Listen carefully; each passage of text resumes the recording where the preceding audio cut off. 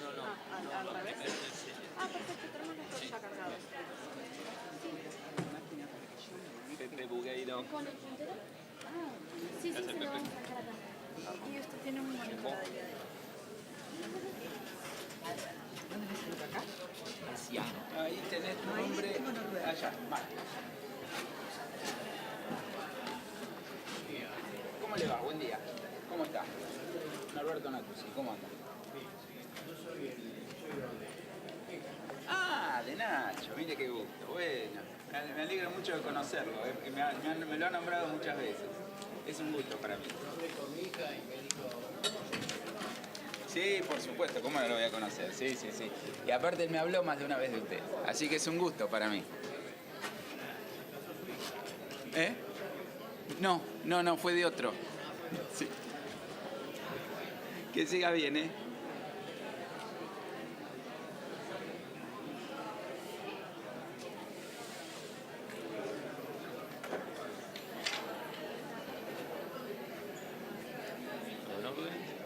Todo muy bien.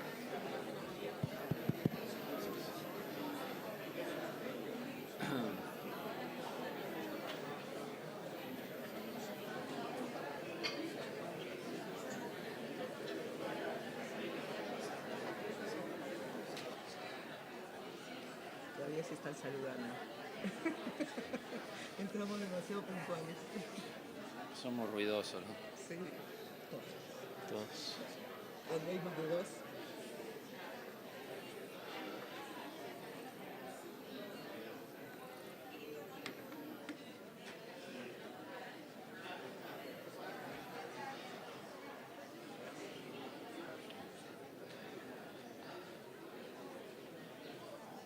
¿Cómo hacen para conseguir hasta ahora tanta gente? El tema es cómo canta. Buenos días, colegas, ¿cómo están? Damos inicio al último bloque académico de este 19º, o como diría mi abuelo, 19º simposio de legislación tributaria, con un tema de mucha trascendencia para nuestra matrícula, que es la responsabilidad penal relacionada con el secreto profesional.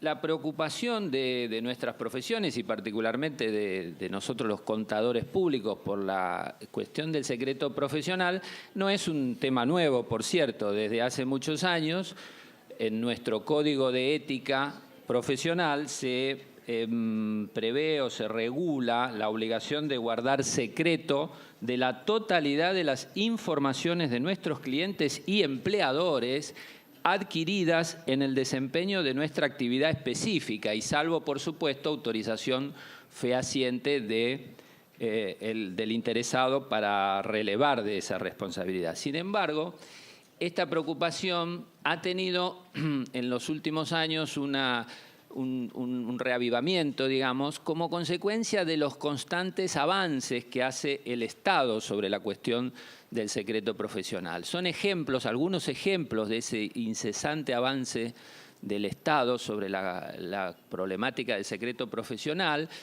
Por ejemplo, nuestra designación como sujetos obligados a reportar operaciones sospechosas del delito de lavado de dinero o de financiación del terrorismo internacional que surge de la Ley 25.246, la intención de obligarnos a informar delitos de acción pública que se reguló por medio de la reforma al Código Penal, artículo 204, por intermedio de la Ley 27.063, que afortunadamente está pendiente de reglamentación y por el momento suspendida en su aplicación. O bien, por ejemplo, la acción 12 del programa denominado BEPS, que la Organización del Comercio de la OCDE ha establecido. Ustedes saben que el programa BEPS tiene por objetivo combatir la erosión de la base de imponible y llamémosle, el paseo de utilidades entre diferentes países.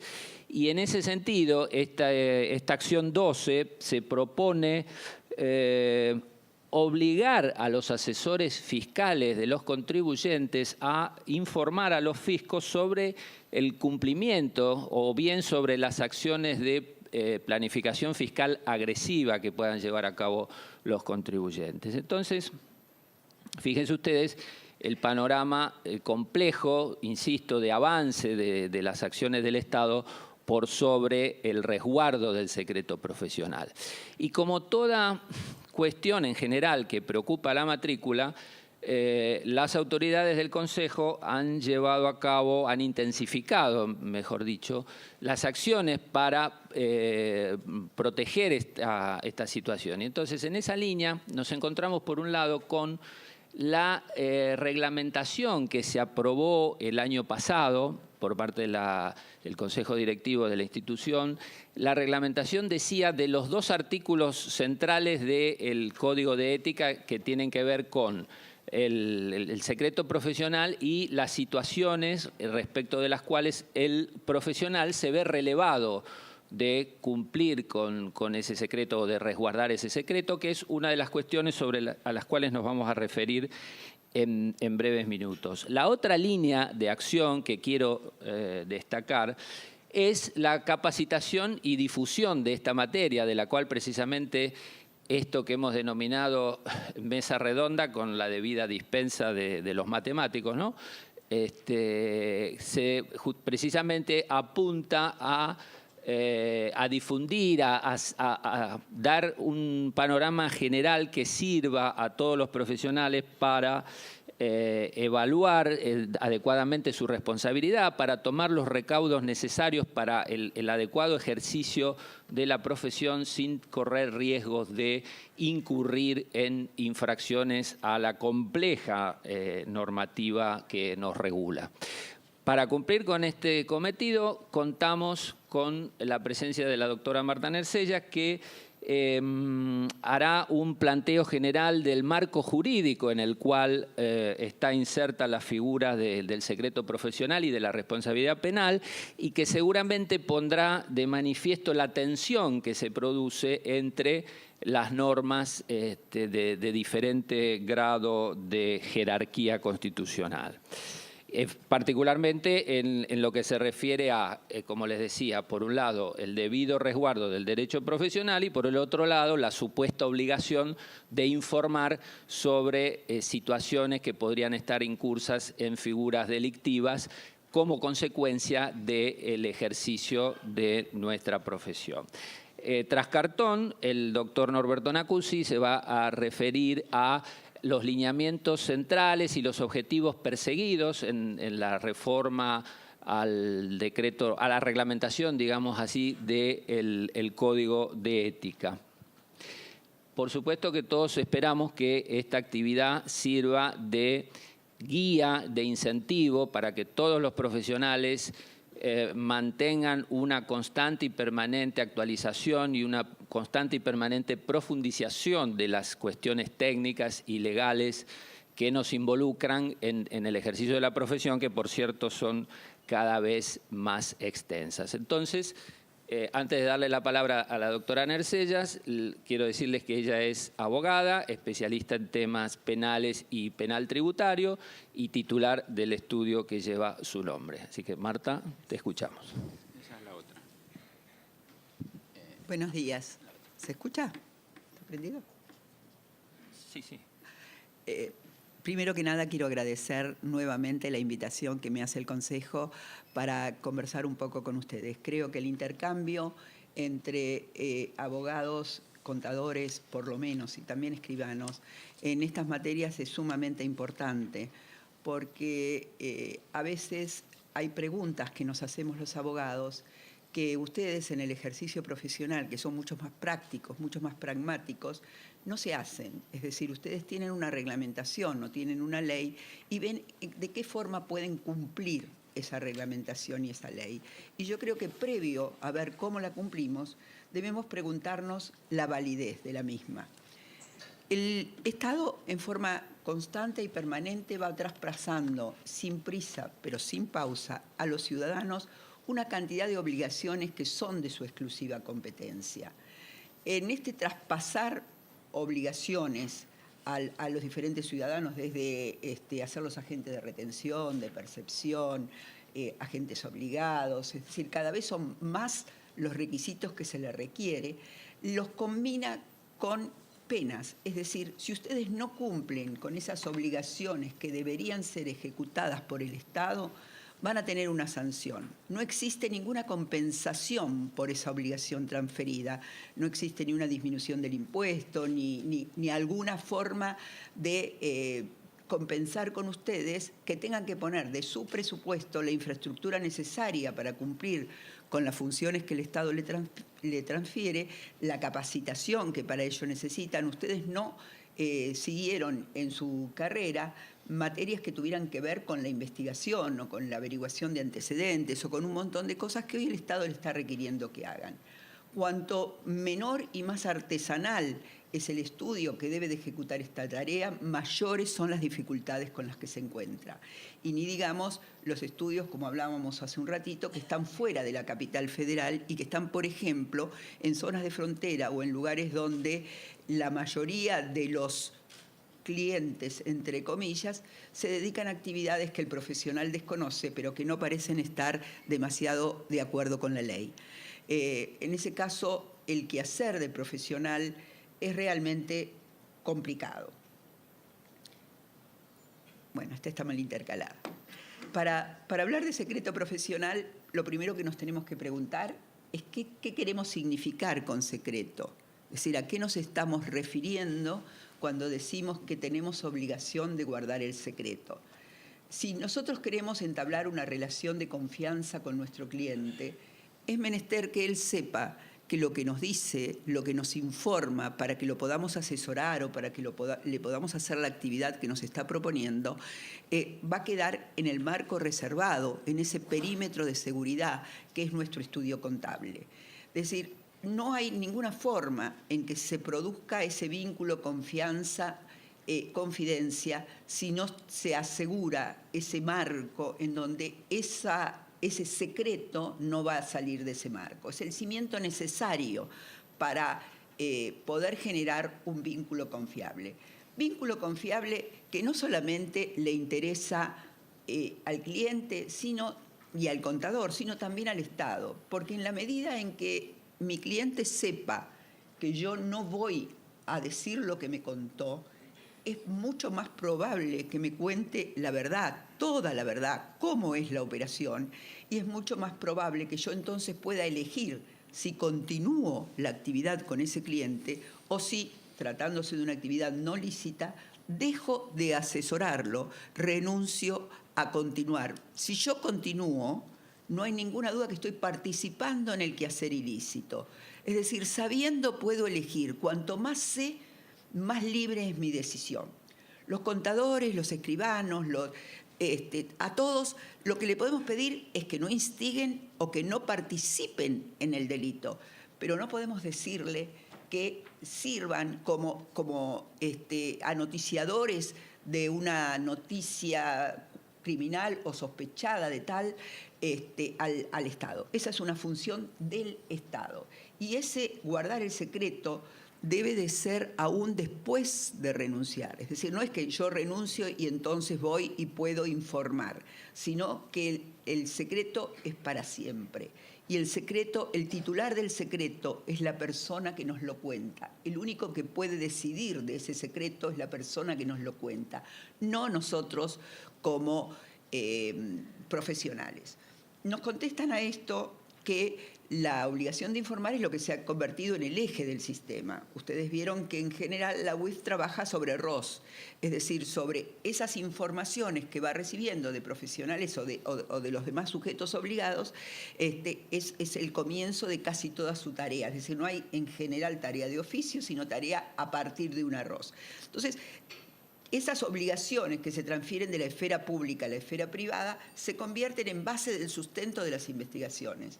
Pero esto es por un error del Estado, del que no nos tenemos por qué hacer cargo los ciudadanos.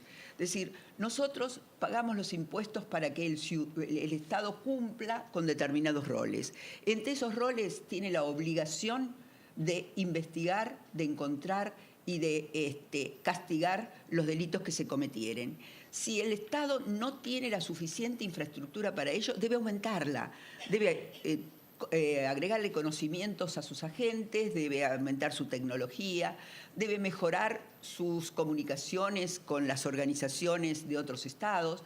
Es decir, todo lo que haga el Estado para tratar de evitar la comisión de un delito y en el caso de que este delito sea cometido para castigarlo, es correcto. Lo que no es correcto es que teniendo ellos el monopolio del ius punendi, el monopolio de la pena, pretendan que nosotros, ciudadanos, colaboremos en una investigación para la que ni siquiera estamos suficientemente capacitados.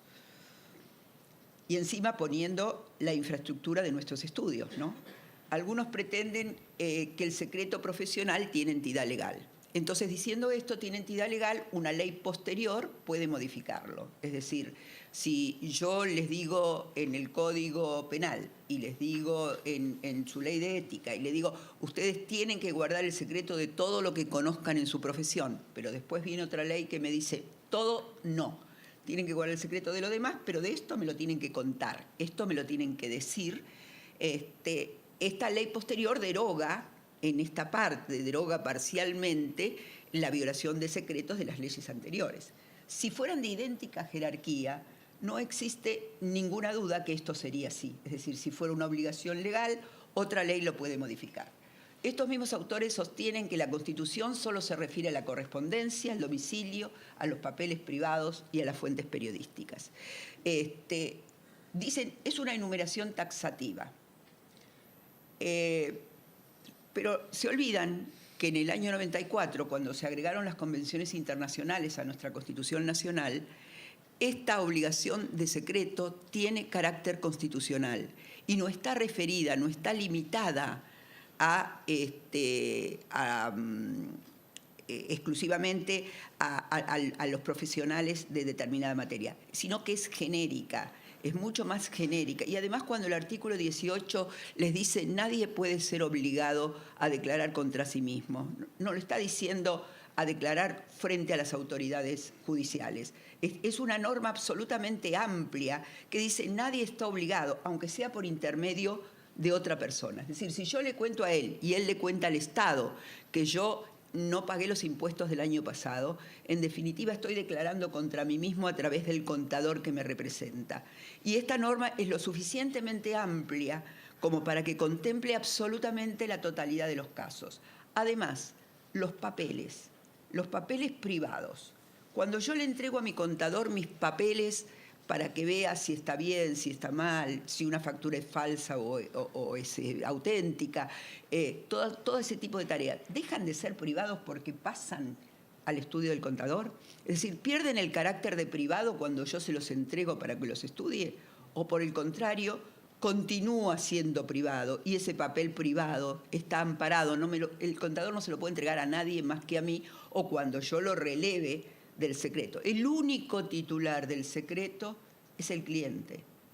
El profesional no tiene nada que hacer más que guardarlo con ese secreto. No puede decidir qué hace con él. Acá están en juego intereses absolutamente de raigambre constitucional. La intimidad, la dignidad, la defensa del juicio, la no autoincriminación, el debido proceso son los bienes que están en juego. ¿De qué debido proceso hablamos si cuando, por ejemplo, se trata de un aborto y el profesional que me atiende en el hospital público después de haberme hecho un autoaborto denuncia este delito y la Cámara y la Corte tienen dicho que es absolutamente inválida esta denuncia y que todo lo que se actuó en consecuencia es nulo? ¿Qué diferencia hay entre el aborto y el lavado? ¿Por qué yo, cuando viene un señor y me cuenta en mi estudio, los abogados, hoy me decía que es porque somos la mayoría en el Poder Legislativo son abogados, entonces quedamos eximidos de todas las responsabilidades. Pero yo, como de verdad creo lo que dice la doctora Teresa Lo Gómez, que somos primos, entonces yo tengo que proteger a mis parientes con la misma intensidad con que lo hago respecto de los de mi profesión. Es decir, el hecho de que si a mí me cuentan un homicidio yo no lo puedo contar, así como ustedes tampoco pueden contar lo que el cliente de ustedes les manifieste, así sea el delito más aberrante. Ustedes lo único que tienen que hacer es no participar en él, no asesorarlo en él, no aconsejarle cómo tienen que hacer para disimularlo, ni encubrir, ni instigar, ni participar. Pero más que eso no se les puede pedir al profesional. La relación se basa estrictamente en la confianza y en la credibilidad. El único capital importante que ustedes tienen como profesional es la credibilidad. Si algún día, y algún día se puede enterar, el cliente se entera que ustedes contaron una operación que él pidió, sobre la que él pidió que lo asesoraran, y si hacen la denuncia se va a enterar, porque la denuncia no termina siendo anónima. Ustedes reportan el caso, continúa siendo anónima en la UIF, es decir, no se entera su cliente en la UIF mientras trabaja, pero cuando la UIF hace la denuncia, el encabezamiento es el nombre del señor contador. Entonces, ahí pierden la credibilidad. Si ustedes pierden la credibilidad, también pierden la fuente de trabajo.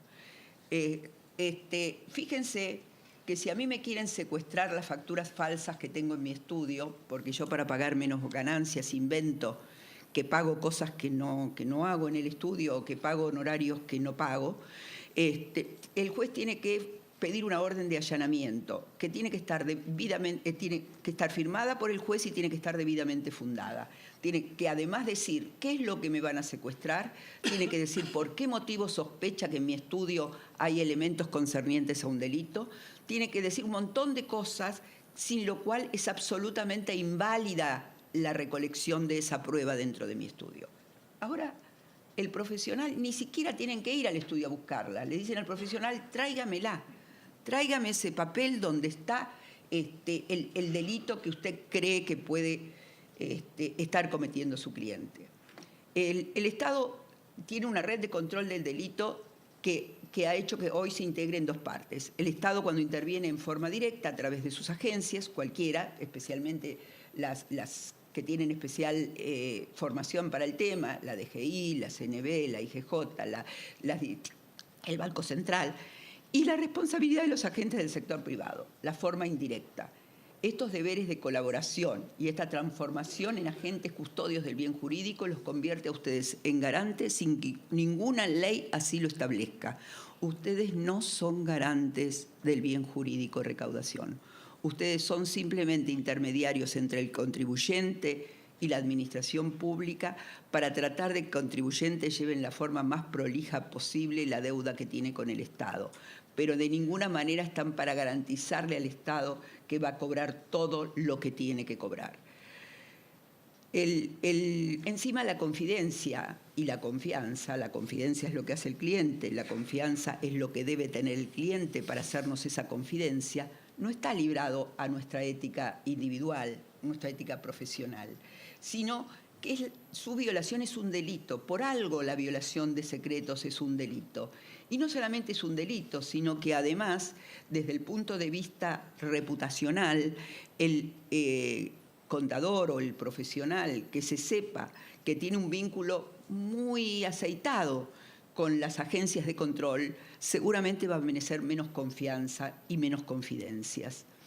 La obligación de denunciar que ese sistema que es la base de ese sistema de control está en franca tensión con el secreto profesional. Muchas veces nos encontramos en las investigaciones con dos bienes jurídicos en tensión, el bien jurídico individual y el bien jurídico social. Nosotros decimos socialmente, por ejemplo, el blanqueo de capitales hace mucho daño, sobre todo en economías tan vulnerables como la nuestra, en donde el dinero ilícito, sobre todo si es en grandes cantidades, puede hacer un destrozo en la economía real, la economía regulada, la economía blanca.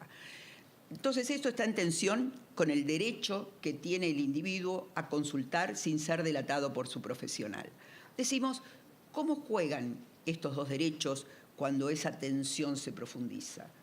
Mientras tengamos la Constitución Nacional que tenemos, que no es la europea, por eso cuando traen los fallos de la Corte Europea o cuando traen la dogmática europea para fundar una opinión contraria no resulta válida, porque, por ejemplo, las constituciones europeas no tienen a la culpabilidad como uno de los elementos requeridos para que sea válida una sentencia condenatoria. Entonces, cuando en esas tensiones, lo que tenemos que ir es a recurrir al libro básico de nuestra formación, que está en la cúspide de la pirámide jurídica, aquel que es como un contrato de convivencia. Nosotros, cuando decidimos quedarnos en la Argentina, en realidad estamos firmando tácitamente el contrato de convivencia que está establecido en la Constitución Nacional. Entonces, todo aquello que se haga por debajo de esta raigambre tiene que ser reglamentario de la Constitución, no puede ser contrario a la Constitución. Lo que pasa es que nos han acostumbrado en esta naturalización de rupturas de los sistemas institucionales en nuestro país y de incumplimiento de las leyes en nuestro país, nos han acostumbrado a que es ley. Entonces, cuando es ley, nosotros lo que tenemos que procurar es ver cómo la cumplimos causándonos el menor daño posible. Pero de ninguna manera nos preguntamos, ¿es ley, pero es una ley materialmente válida? Es formalmente válida porque cumplió con todos los pasos legislativos que corresponde, pero es materialmente válida. Esa ley de lavado que se aprobó así a las corridas y el mismo día se aprueba una ley, se dice que se va a hacer una ley correctiva que nunca se hizo por una exigencia internacional, ¿puede violar normas de raigambre constitucional? El GAFI tiene más autoridad que la que tuvieron nuestros constituyentes, por más que estemos peleando un lugar en el mundo y un lugar en la OCDE o donde sea, ¿tiene más valor? Y la respuesta es no, y tan es no, que también el GAFI dice que no. Lo que pasa es que nosotros pagamos los incumplimientos, múltiples incumplimientos que como Estado tenemos con los derechos individuales. Porque como el Estado no cumple en un montón de cosas, entonces decidió ir por encima del pedido del GAFI, porque el GAFI dice con muchísima claridad que tratándose de sistemas jurídicos diferentes, los mismos objetivos no pueden obtenerse de la misma manera. Por lo tanto, que deben de respetarse los órdenes jurídicos de los diferentes países. Y acá no se ha respetado. El deber de informar no puede neutralizar la obligación que tenemos de guardar secreto. Bueno, esto ya más o menos ya se los dije. Las normas jurídicas son un conjunto coherente y ordenado de principios y reglas jerárquicamente establecidos. Entonces, lo primero que tenemos que hacer es ver si ese orden jerárquico fue respetado. Y empezamos de la reglamentación, empezamos por alguien que dicta normas. Fíjense en ustedes que en los temas impositivos, por ejemplo, aparecen sancionados algunos contadores por no haber cumplido con alguna de las exigencias de una normativa reglamentaria. ¿Esto es delito? Un organismo como el Consejo o el Colegio, que no tiene poder legiferante, puede hacerlos convertir a ustedes en una actividad que a lo sumo fue negligente, fue displicente. No, ustedes pueden ser malos contadores cuando no cumplen con la norma que el Consejo les establece, pero de ninguna manera delincuentes. Es decir, son cosas diferentes y podrían ser infractores de una ley que como elemento subjetivo requiere la culpa, pero nunca de una ley que requiere el dolo. Para que ustedes incurran en un delito doloso, tienen que querer y saber que van a contribuir con ese delito doloso. En caso contrario, lo que debemos hacer es excluir al profesional de ese reproche judicial. Y el Poder Judicial justamente es el garante de que no se rompa esa unidad y esa cadena lógica del sistema. Sin embargo, con el tema de las especializaciones, con el tema del derecho de los tribunales tributarios primero y económicos después, se ha logrado que la mayoría de los jueces que aplican estas normas partan de la ley, que ninguno se pregunte por las normas superiores, que partan de la ley y vean en qué forma esa ley va a ser cumplida. Bueno, así como los legisladores para dictar una ley deben de cumplir con las normas constitucionales, si no lo hicieren, si apareciera una norma que no cumple con esas normas, son los jueces los que deben no aplicarla. Fíjense que ahora existe una tendencia absolutamente generalizada de anticipar la intervención jurídico-penal a hechos que son actos preparatorios, a hechos que estaban fuera del campo de la punibilidad. Existe la intervención en ámbitos de organización de los sujetos privados con la heterorregulación, con el tema de los compliance, con el tema de todas las normas que se le van exigiendo a los sujetos privados que cumplan para custodiar bienes jurídicos que deberían ser custodiados por el Estado. Es decir, sigue este desplazamiento también en las entidades jurídicas, no solamente en los profesionales. Y le imponen obligaciones de colaboración y deberes. Ustedes tienen que estar no solamente mirando la lista de la POC a ver si la factura es falsa, sino mirando la forma a ver si corresponde con todo. Es decir, la cantidad de obligaciones que le vas transmitiendo como custodios del bien jurídico recaudación son día a día mayores. Si no paran, si en algún momento ustedes nos dicen basta, un día la AFIP lo único que va a hacer es recaudar. Todo el resto de la tarea la van a hacer ustedes. Y recaudar cada vez más, porque los impuestos no van a dejar de subir, porque el gasto público entonces se va a incrementar, porque va a necesitar mayor ayuda estatal, determinado tipo de actividades. Pero ustedes van a hacer todo el resto de la tarea. Bueno, esto ya se los conté, que cuando dice que los países tienen sistemas legales y financieros diferentes y por ello no pueden tomar medidas idénticas para lograr el objetivo común. Esto les está diciendo que tenemos que primero respetar nuestra Constitución. El Consejo y muchísimas asociaciones profesionales han tratado de acordar con las autoridades reducir el impacto que esas obligaciones tienen en los matriculados. Es decir, han hecho planteos judiciales, han explicado cómo cumplir, les han dictado diferentes normas que lo que tratan es de amortiguar el efecto pernicioso que puede causarles en la organización profesional las obligaciones que le han transmitido. Pero yo creo que nos hemos olvidado, es decir, cuando reglamentamos lo que en realidad no nos podrían exigir, cuando no nos preguntamos, ¿esto lo tengo que hacer? Sino que digo, bueno, hagámoslo en la forma en que menos daño nos produzca. Lo que hacemos es olvidarnos que las garantías no son concesiones del Estado. Las garantías son vallas que le ponemos al Estado para que no avance en donde no debe de avanzar, para que no avance en nuestra privacidad, en nuestra intimidad, que no es lo mismo privacidad que intimidad. Los deberes esenciales, le dicen, es no ejecutar una operación sospechosa, y en esto coincido total y absolutamente. Ustedes no deben ejecutar una operación que les parece sospechosa, pero de ninguna manera deben informar al Ejecutivo de esa operación sospechosa. Los deberes que llaman secundarios es examinar la operación, es contestar requerimientos de la UIF, es poner a su disposición la documentación, es conservar la documentación, y esto es algo que deberían discutir los consejos. Es decir, ¿quién se hace cargo de todos los gastos que significa? Ustedes tienen que conservar por una cantidad de papeles y papeles, es decir, ¿le van a comprar otro estudio o un archivo para que puedan cumplir con esta tarea de conservar los papeles?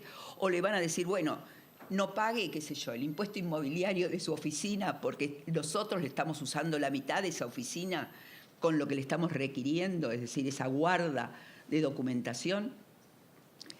El hecho de que digan que los sujetos obligados, es decir, ustedes, no pueden oponerle a la UIF ni el secreto bancario, ni el fiscal, ni el bursati, ni el profesional, ni siquiera los compromisos legales o contractuales. Supóngase que un cliente muy desconfiado no solamente se basa por lo que la ley dice, por la violación de secretos es delito, por todo eso, sino que además le hace firmar un contrato de confidencialidad porque está por hacer un negocio, que ustedes no saben si es legal o ilegal, pero viene un extranjero a comprar una empresa nacional muy importante y entonces les hace firmar un contrato de confidencialidad.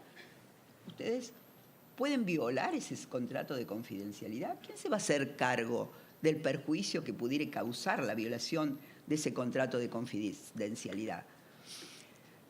Nos dicen mentirosamente, nos dicen como una falacia, que la UIF tiene la obligación de guardar el secreto, que por lo tanto no es que nosotros estamos violándolo, porque si yo se lo cuento a él y él también tiene la obligación de guardar el secreto, entonces no hay violación de secreto. Esto es una mentira. Primero porque yo, como contribuyente, como persona, elijo a quién le quiero contar mi secreto. Si yo tengo un amante, se lo voy a contar a Graciela, pero no se lo quiero contar a Juanita. Es decir, yo le cuento a quien yo quiero mis secretos, no a quien decida la ley. Entonces, la UIF es una extensión, lo está decidiendo el contador, no lo estoy decidiendo yo, que va a extender, porque encima no me lo puede contar a mí como contribuyente, que se lo va a contar a la UIF. Y esto no es lo que significa secreto. El secreto es aquel que es compartido, es esa noticia que es compartida con quien yo quiero compartirla, exclusivamente con quien yo quiero. Y además también es mentira, porque la UIF no le pide a él que a mí me cuente una operación sospechosa simplemente para saberlo, porque es curiosa, sino que me lo pide para investigarla, para buscar, y en todo caso, y luego hace la denuncia. O sea que esa denuncia va a comenzar con el hecho ilícito de la violación de secreto del profesional al que yo le confié el asesoramiento de esa operación.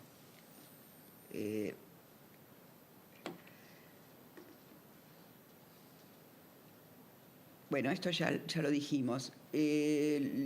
Además, la obligación de informar no puede establecerse en forma genérica como está en nuestra ley. No puede exigirle que se oculte el hecho a quien lo contrató y le pagó por la tarea. Es decir, son dos cosas que no puede. Primero, en forma genérica, porque no es lo mismo las distintas organizaciones profesionales, las distintas organizaciones de contribuyentes, los distintos lugares geográficos donde ese profesional se mueve. Es decir, la obligación genérica, sin hacer determinado tipo de especificaciones, ya en sí misma sería, aunque fuera constitucional, ya en sí misma sería violatoria de la igualdad, porque igualdad es igualdad entre iguales, no igualdad entre un estudio de 300 contadores en Buenos Aires y un estudio unipersonal en Jujuy.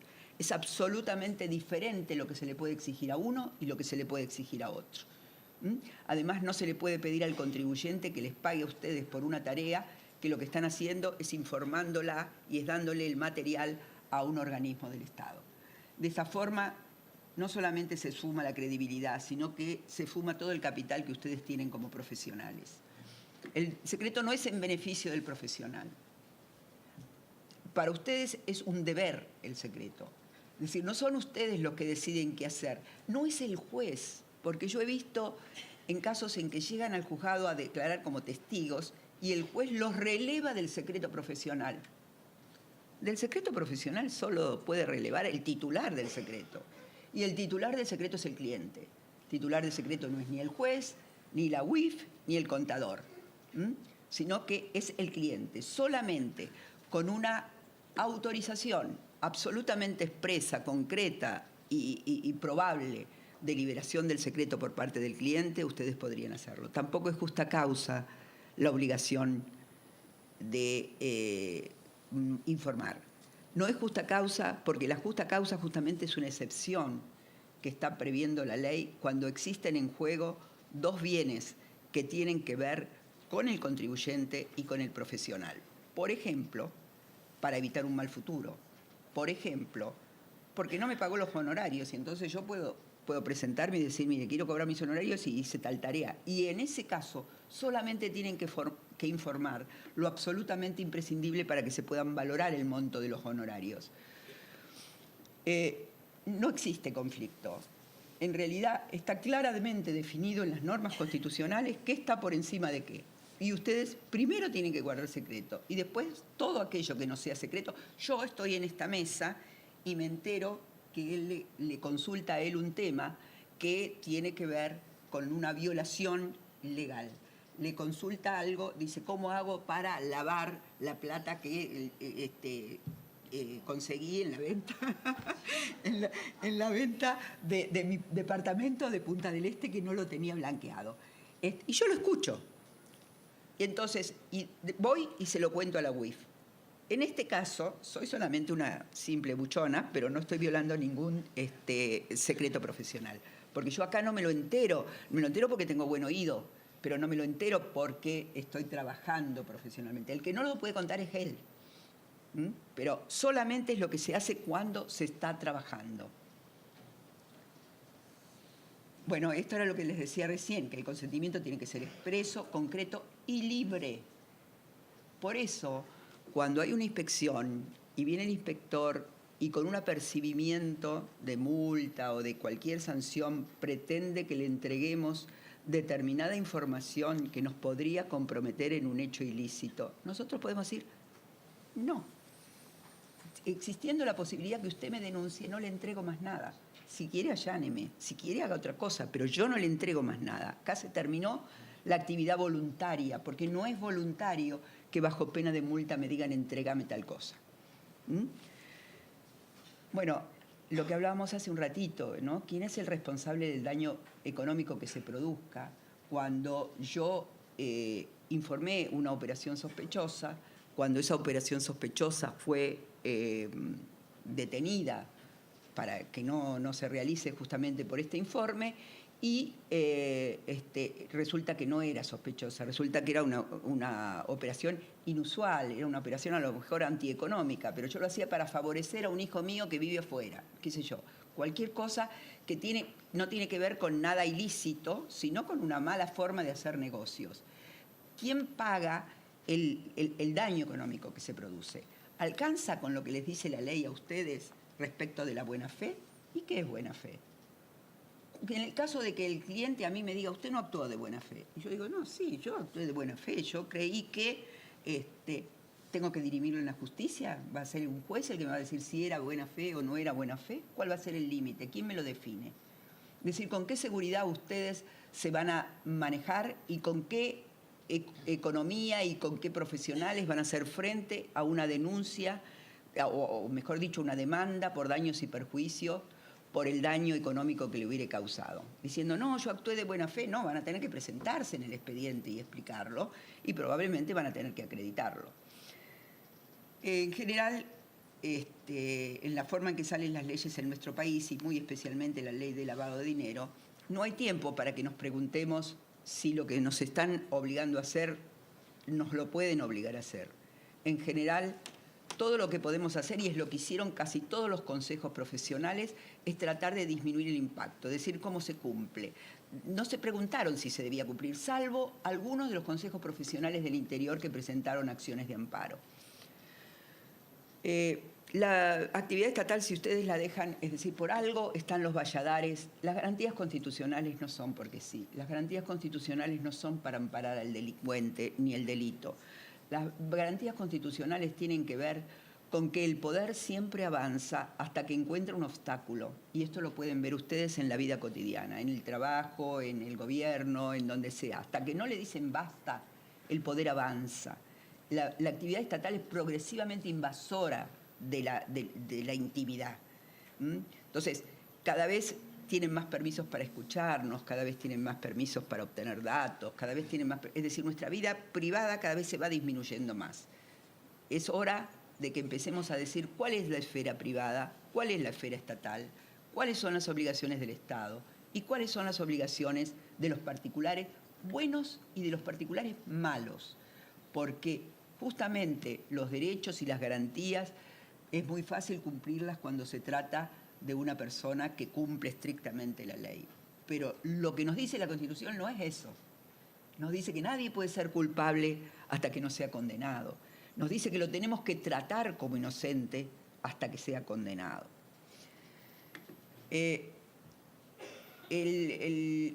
La posibilidad que tiene el profesional de que sin disimulo le cuenten todo lo que está sucediendo es justamente que el particular sepa que va a haber secreto. Y esto les va a permitir a ustedes elegir con libertad. Si el cliente tiene miedo que ustedes denuncien, aunque la llamen poner en conocimiento, informar, traten con un juego de palabras de hacerlo menos molesto a los oídos, la actividad que ustedes tienen que desarrollar, no les va a decir la totalidad de la operación y probablemente ustedes estén colaborando con una operación ilegal sin haberlo observado. Por todo esto es que yo creo que lo que tenemos que hacer como profesionales es primero preservar el vínculo con nuestro cliente, que es el que nos mantiene en el rol profesional. Y después preguntarle al Estado cuándo infraccionamos la ley y por qué se considera que la infraccionamos. Y para eso, ustedes como individuos seguramente Uy, a mí me va a matar Humberto con lo que voy a decir, no importa. Tapa el micrófono. Tapo el micrófono, que no lo escuche. Digo, ustedes como individuos, es poco lo que pueden hacer. Un contador no puede decir, no, yo me amparo. Lo que lo pueden hacer son los consejos. Es decir, quienes tienen que salir a representar a los profesionales para hacer que se limiten las obligaciones que le están transfiriendo son los consejos profesionales. Nada más por ahora.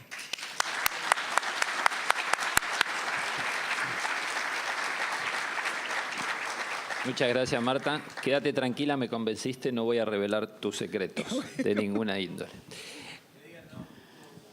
Para referirse ahora entonces a la modificación del Código de Ética en los aspectos relacionados con el secreto profesional, le vamos a dar la palabra a Norberto Nacuzzi, que es contador público, es socio a cargo de la práctica de auditoría de servicios financieros de Ernst & Young.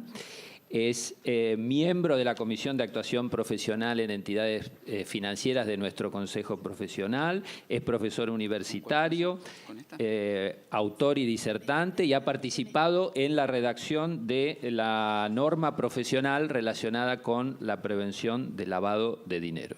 Norberto, todo tuyo. Muchas gracias. Bueno, buenos días.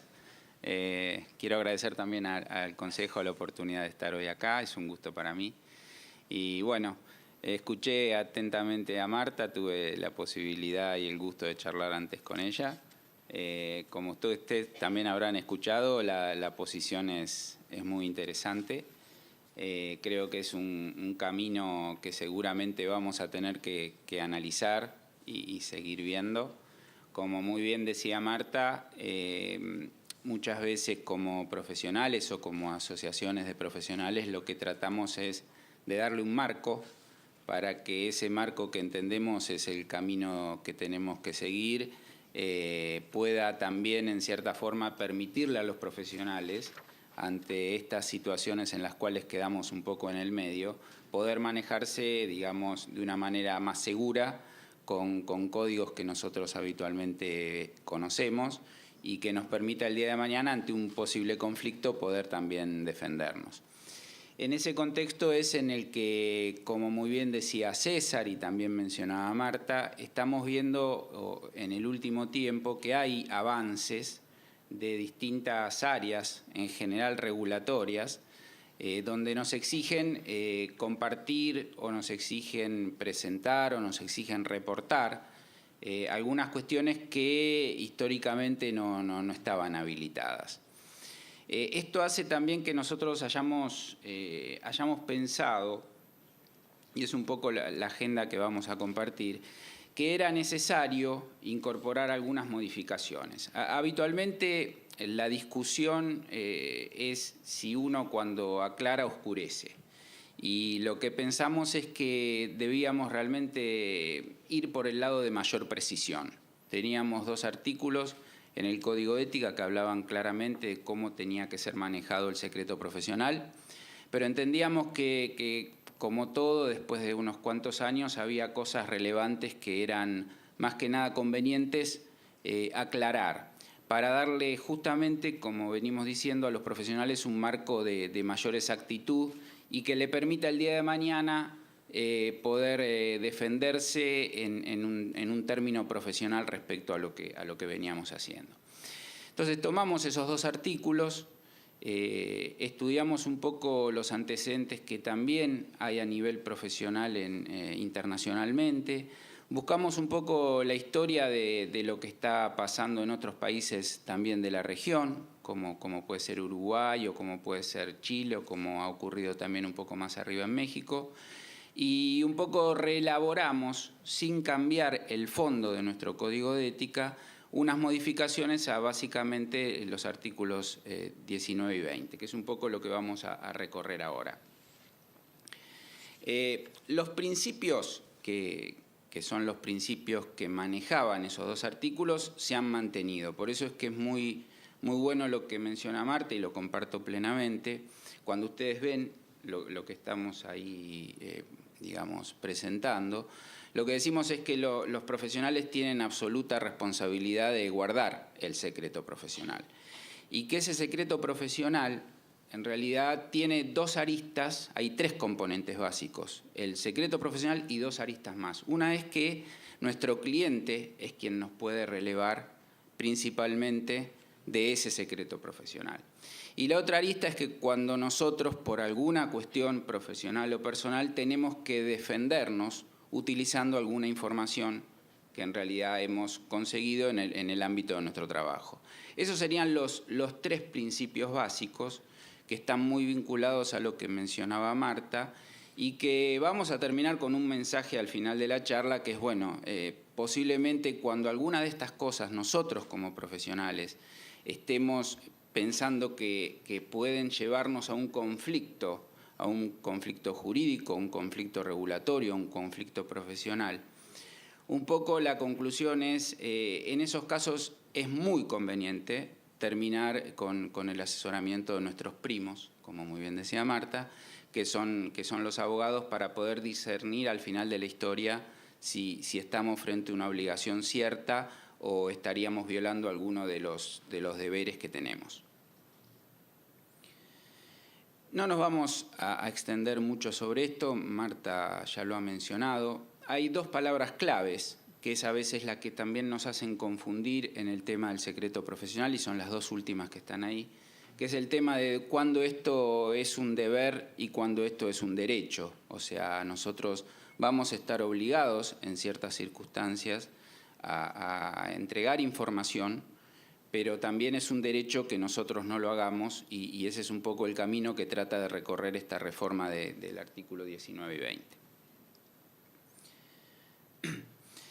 Como decíamos, ¿por qué consideramos que era prudente modificarlo? Porque están habiendo muchas presiones o muchos cambios regulatorios, algunos son por ahora propuestas, para que este tema de nuestro derecho de guardar el secreto profesional pase a una instancia donde cierta información sea conocida por los reguladores. Y ahí es donde dijimos, bueno, creemos que los dos artículos están muy bien planteados, pero creemos necesario que tenemos que fortalecer un poco la enunciación de esos dos artículos. ¿Por qué? Justamente para tratar de reducir el riesgo que nosotros podemos tener como profesionales al estar entregando una información que tal vez esté fuera del marco de lo que nos fija la ley.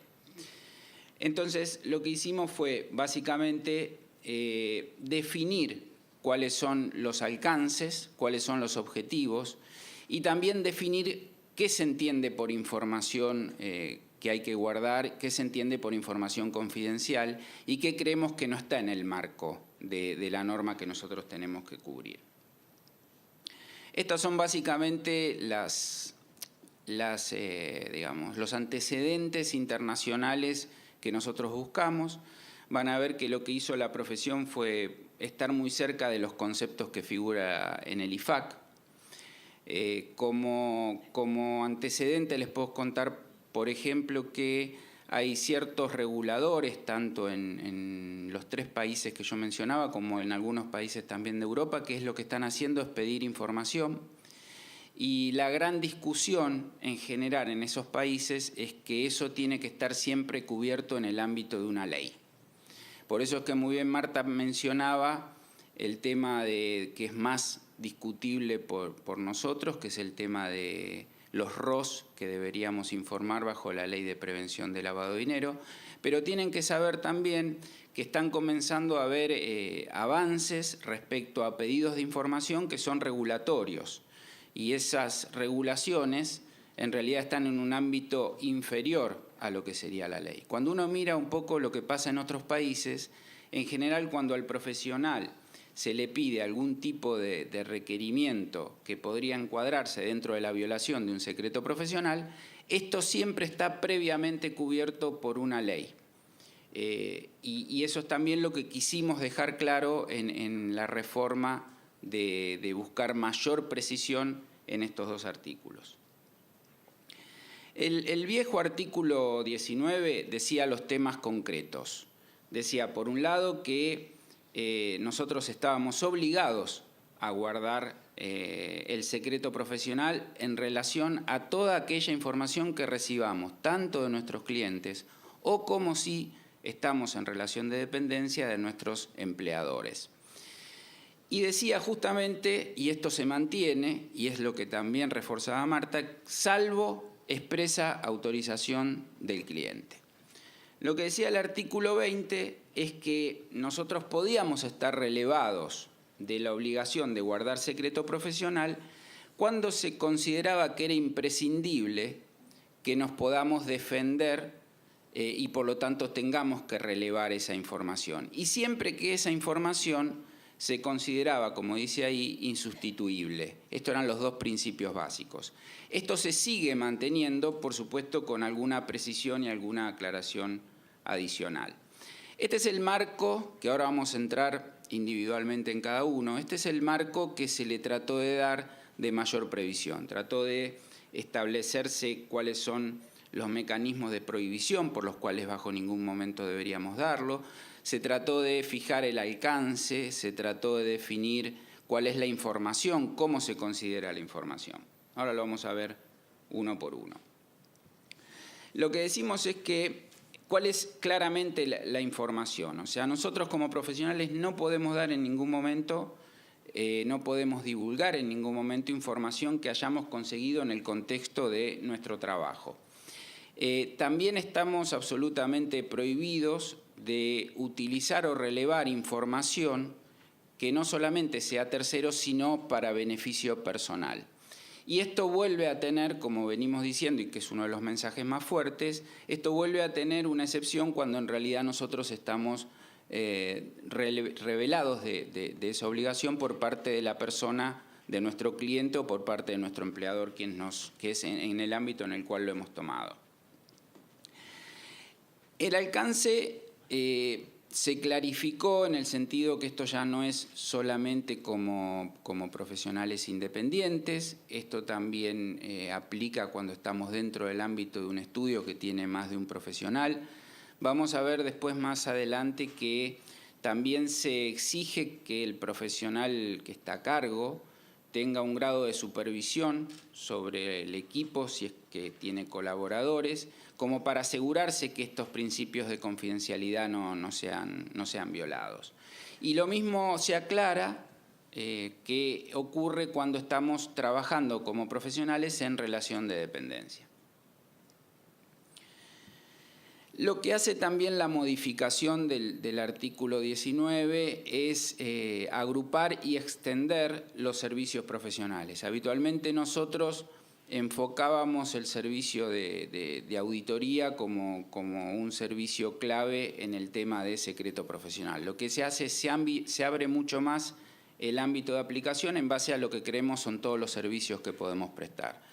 Auditoría y sindicatura, como lo vemos ahí, que son nuestros servicios básicos en este tema, pero también se amplía todo lo que es consultoría de impuestos, liquidación de impuestos y todos los que son trabajos adicionales de consultoría, como pueden ser o consultoría en sistemas o consultoría en procesos, informes que podemos emitir a veces sobre certificaciones, información prospectiva, procedimientos acordados. Todo ahora ya queda incluido más específicamente en el ámbito del secreto profesional en la reforma de los artículos 19 y 20.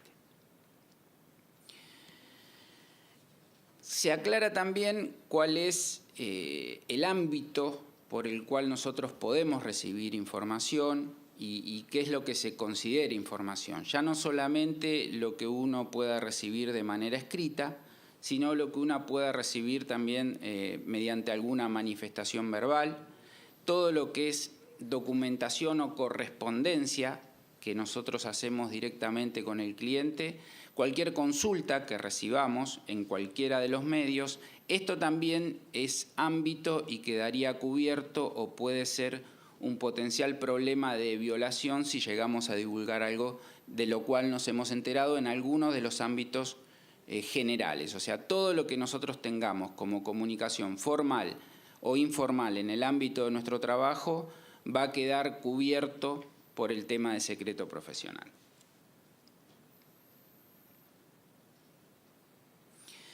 Vamos a ver después, más rápidamente, qué es lo que se considera información confidencial. Pero yo diría lo clave es lo que ustedes ven ahí en rojo, que es confidencial es todo aquello que por alguna vía no haya sido hecho público.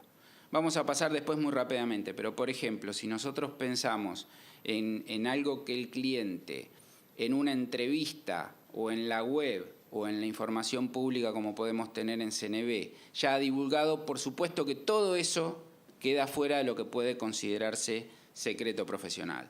Vamos a ver que los artículos que quedaron aclarados, por ejemplo en el 19.4, lo que se hizo fue darle un punto mucho más específico, pero es como que con el marco general ya nosotros nos podemos manejar.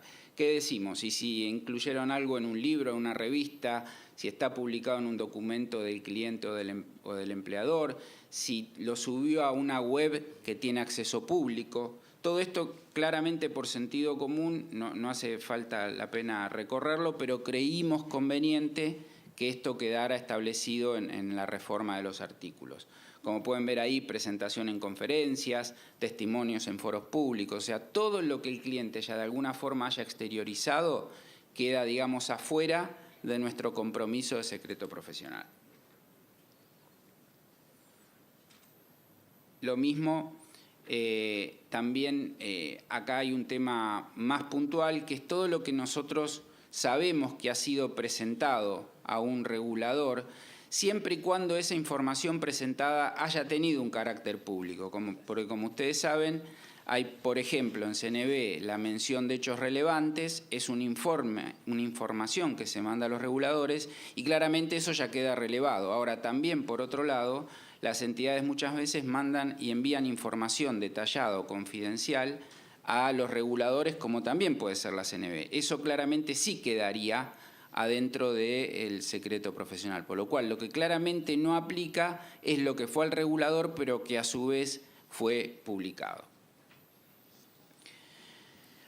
Por lo tanto, lo que nosotros decimos es que sí, y lo señalamos en estos 3 artículos, debe haber determinadas medidas de protección. O sea, el profesional tiene que asegurarse de que todo lo que sea información confidencial pueda estar adecuadamente resguardada.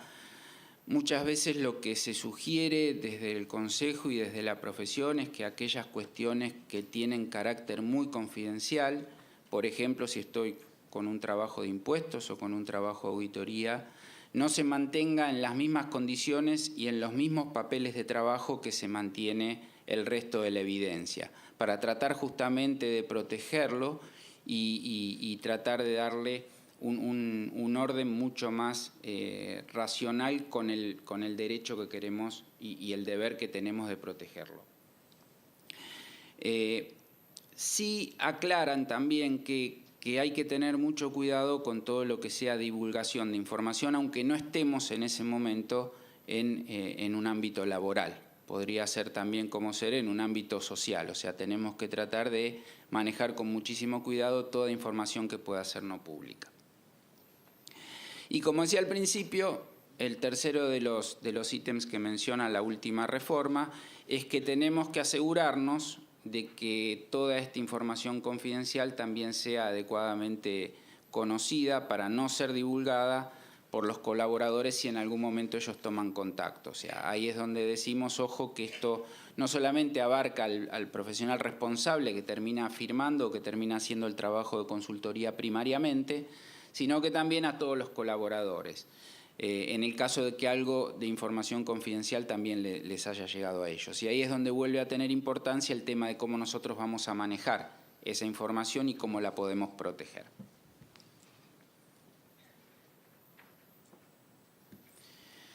Muy bien. El artículo 19.1 y 20.1 vuelve a hablar de lo que sería uno de los principios básicos que mencionábamos al principio. El profesional tiene que tener mucho cuidado en qué información va a revelar, pero siempre esta información tiene que estar comunicada adecuadamente al cliente. Y acá se agrega un tema adicional que es muy sensible y que también requiere mucho cuidado, que es el cliente tiene que darnos su autorización expresa. No solamente esto alcanza a que nosotros le comuniquemos, sino que también nos aseguremos que eso fue una vía fehaciente y que el cliente confirma y nos autoriza a que nosotros demos este tipo de información. Ahí, si eso no ocurre, es donde empezamos a tener las dificultades y los problemas y donde ya nuestro deber podemos dejar de cumplirlo. O sea, necesitamos la autorización expresa de que esta información sí la podemos revelar.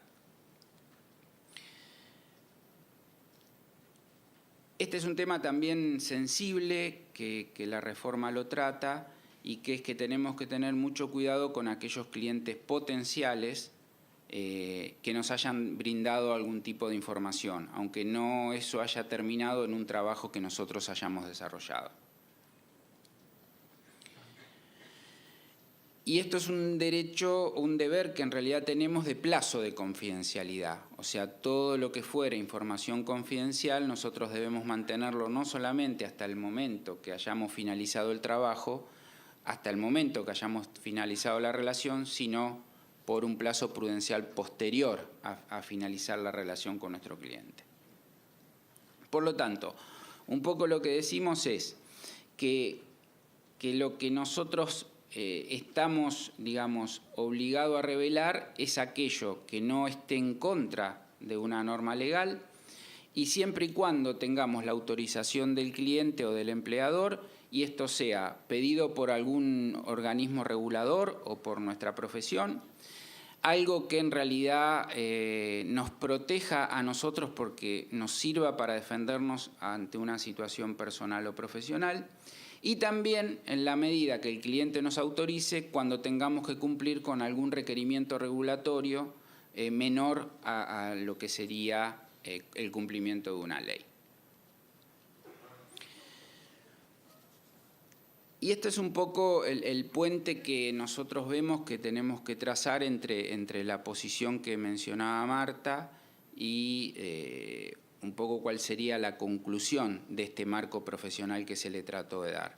Lo que creemos conveniente es que en el caso de que tengamos algún pedido, que entendamos que en realidad podemos estar incumpliendo una ley, que tengamos alguna discusión o alguna duda de que esa autorización del cliente ha sido fehacientemente dada, que tengamos una exigencia compulsiva de alguno de los reguladores, sí creemos muy conveniente que tengamos algún tipo de asesoramiento profesional por parte de nuestros primos para que podamos actuar de una manera que estemos protegidos no solamente por nuestro marco profesional que podemos conocer, sino también que no corramos ningún tipo de riesgo legal.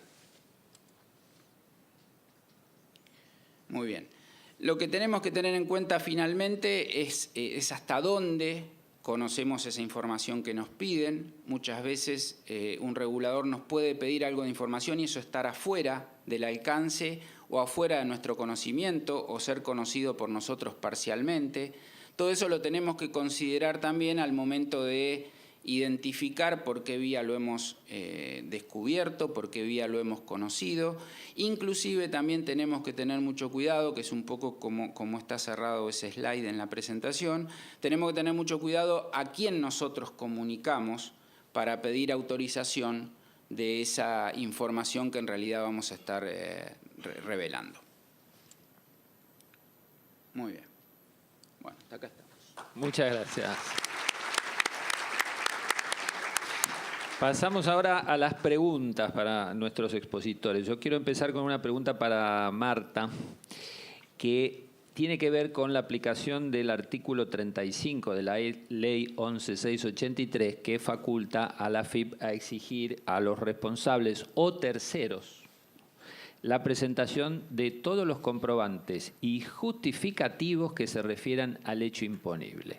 La pregunta es si considera que esa obligación se extiende al asesor impositivo y en tal caso con qué alcances y con qué salvaguardas del secreto profesional. De ninguna manera se puede entregar papeles de trabajo sin la autorización del cliente. En medio de una verificación y en medio, es decir, el cliente tiene que estar enterado de la actividad del administrador y ha nombrado, ha depositado la confianza en su contador para que éste lo represente en esa actividad. Es decir, normalmente a mí me viene una inspección a mi estudio, yo lo llamo al doctor y le digo, atendeme la inspección. Y allí le doy la autorización sobre qué puede develar y qué no puede develar. Y él no puede irse de ese marco legal porque estaría violando el secreto profesional. Puede decirme, mira, yo no puedo seguir contestando a la inspección porque no tengo respuestas, porque lo que me preguntan no lo puedo responder sin revelar partes de los secretos que vos me dijiste, sino en ese caso lo que debe hacerse es hacer una presentación formal en el sumario administrativo diciendo que existiendo la posibilidad de que pueda llegar a investigarse la comisión de un delito, me niego a seguir entregando voluntariamente la documentación del mismo. Yo lo he tenido que hacer varias veces en varias inspecciones, porque realmente entregarle la prueba de la comisión del delito me dejaba luego sin defensas y la denuncia la iban a hacer de cualquier manera. Bien. Norberto, en algunas ocasiones nos hacen encargos los clientes que tienen que ver con la revisión de información de terceros. Es el caso típico de los trabajos de due diligence. En esos casos, es decir, que vamos a manejar no información de nuestro cliente directo, sino información de terceros que estos suministran. ¿Qué consideraciones particulares deberíamos hacer en esos casos? Bueno, muy bien. Creo que es un caso bastante particular, pero sigue estando dentro del contexto general. Nosotros lo que tenemos que hacer es, antes de entregar algún tipo de información, es justamente pedir autorización de aquel que nos ha contratado y por medio del cual hemos conseguido este tipo de información y necesitamos su autorización expresa. Lo que suele ocurrir en algunos de estos casos es que, dependiendo cuál sea el origen del pedido, el cliente muchas veces lo que hace es también conseguir una autorización para darle a un tercero esa información que es, digamos, sobre quien nosotros hemos estado analizando, que puede ser información contable o puede ser información impositiva. Por lo cual, el disparador siempre va a ser el mismo. Nosotros no podemos revelar ningún tipo de información si no tenemos la autorización expresa. Muy bien. Una pregunta para Marta. ¿Qué sucede si durante un juicio de separación de bienes a un profesional se le requiere el testimonio sobre las declaraciones juradas del cónyuge que no es cliente del profesional, sino que sí lo es su esposa, pero que él mismo conoce por haber recibido documentación de su respectivo contador durante el tiempo en que los cónyuges no habían terminado su convivencia pacífica? Bueno, bien personal la pregunta. Algún contador en crisis tenemos. Evidentemente, esa convivencia no era tan pacífica porque tenía cada uno su contador, ¿no? Es decir, no había una verdadera comunidad de intereses. Pero supongamos que así sea, el contador del cónyuge nunca pudo haberle entregado al contador de la mujer sus secretos fiscales si no tuvo autorización de su cliente. En cuyo caso, la documentación que tiene del cónyuge, el contador de la mujer, la puede utilizar perfectamente porque tuvo que haber sido entregada y si no, la violación de secreto la hizo el contador del marido cuando la entregó. Es decir, no hay ningún inconveniente en que la utilice, sobre todo si es para beneficiar a la mujer, especialmente que utilice esta documentación obtenida del contador del marido.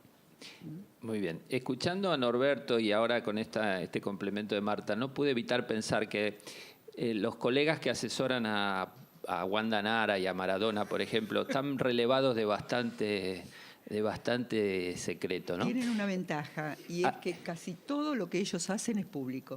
Es decir, no hay secretos, porque no hay ni siquiera secretos de la vida íntima, con lo cual que el contador lo diga, no hay problema.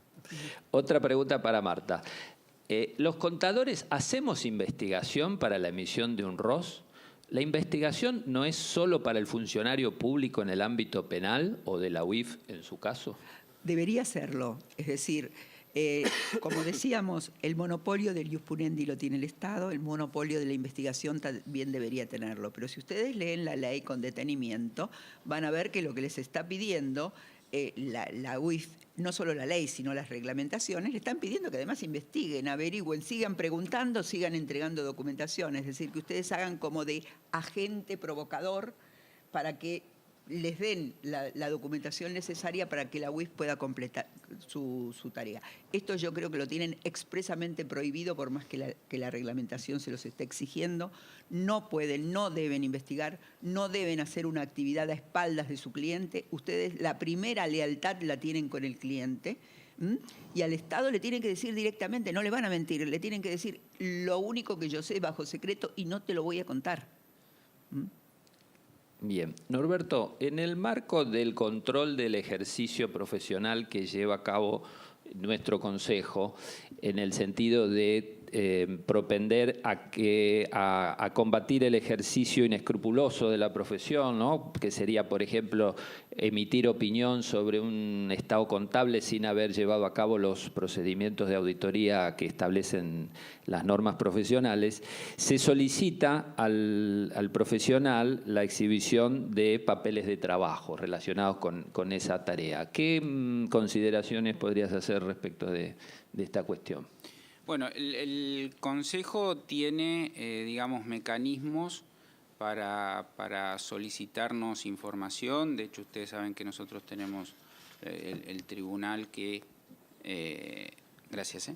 El tribunal que puede solicitarnos información, puede solicitarnos evidencia, puede solicitarnos documentación si estamos en algún proceso de investigación que pueden hacer por una causa judicial o por alguna otra denuncia o por alguna otra vía. Pero, digamos, volvemos a lo mismo.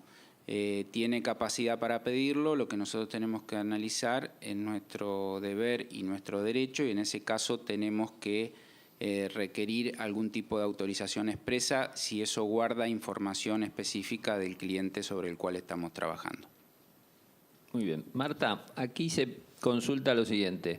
Ante el supuesto de que el cliente en su indagatoria exprese que recibió toda la ayuda para evadir, ¿puede el contador contar los hechos ante el juez? Como evidentemente la indagatoria es un acto de defensa, los llamados a la indagatoria hacen todo lo posible para sacarse la responsabilidad de encima. Generalmente la culpa la tiene el contador. No solamente sabe, no solamente conoce, sino que además fue el que les dijo que tenían que hacerlo de tal manera y ellos firmaron papeles que no sabían ni siquiera cuál era su contenido. Obviamente, este es un caso típico de justa causa. Es decir, un caso que la propia ley penal excluye de la obligación de guardar el secreto. Mi derecho de defensa está por encima del derecho de mi contribuyente, de mi cliente, de que le guarde los secretos. Es decir, en cuanto es para tu defensa, podés develar todo lo que sea imprescindible para defenderse. Es decir, no podrías además decir, sí, y además de lo que ustedes descubrieron, tiene 3 cuentas en tal lado. No, eso pueden extorsionarlo al cliente por afuera, pero en el expediente no.